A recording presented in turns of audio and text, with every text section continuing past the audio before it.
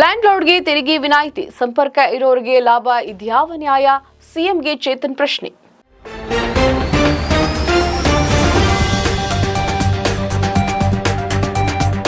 Sandalwood ಸಲಗ Duniya Vijay cinema land lord ಇತ್ತೀಚೆಗೆ release ಆಗಿದೆ.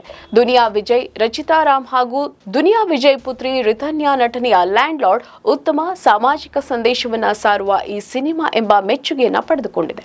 ದುನಿಯಾ ವಿಜಯ್ ಹಾಗೂ ರಚಿತಾ ರಾಮ್ ನಟನೆಗೆ ಪ್ರೇಕ್ಷಕರಿಂದ ಉತ್ತಮ ಪ್ರತಿಕ್ರಿಯೆ ಸಿಕ್ಕಿದೆ.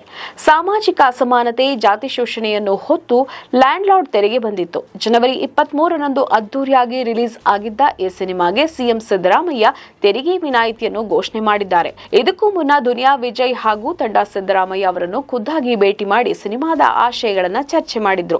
ಈ ಹಿನ್ನೆಲೆಯಲ್ಲಿ ತೆರಿಗೆ ಇಲಾಖೆಗೆ ಸಿಎಂ ಸಿದ್ದರಾಮಯ್ಯ ಸೂಚನೆಯನ್ನ ನೀಡಿದ್ರು. ಈ ಮೂಲಕ ಲ್ಯಾಂಡ್ ಲಾರ್ಡ್ ಸಿನಿಮಾ ತಂಡಕ್ಕೆ ರಾಜ್ಯ ಸರ್ಕಾರದ ಕಡೆಯಿಂದ ಸಿಹಿ ಸುದ್ದಿ ಸಿಕ್ಕಿತ್ತು.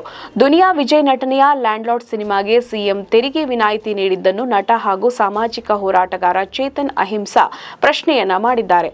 ಸಂಪರ್ಕ ಹೊಂದಿರೋರಿಗೆ ಲಾಭ ನೀಡುವುದು ಪ್ರಜಾಸತ್ತಾತ್ಮಕ ನ್ಯಾಯ ತತ್ವಕ್ಕೆ ಧಕ್ಕೆಯನ್ನ ತರುತ್ತೆ ಅಂತ ಸೋಷಿಯಲ್ ಮೀಡಿಯಾ ಖಾತೆಯಲ್ಲಿ ಬರೆದುಕೊಂಡಿದ್ದಾರೆ. ಲ್ಯಾಂಡ್ ಲಾರ್ಡ್ ಸಿನಿಮಾಗೆ ಕರ್ನಾಟಕ ಸರ್ಕಾರ 100% ತೆರಿಗೆ ವಿನಾಯಿತಿ ನೀಡಿರುವುದು ಪಕ್ಷಪಾತದ ಕ್ರಮವಾಗಿದ್ದು, ಆಯ್ಕೆ ಮಾಡಿದವರಿಗೆ ಅನುಕೂಲ ನೀಡುವಂತಿದೆ.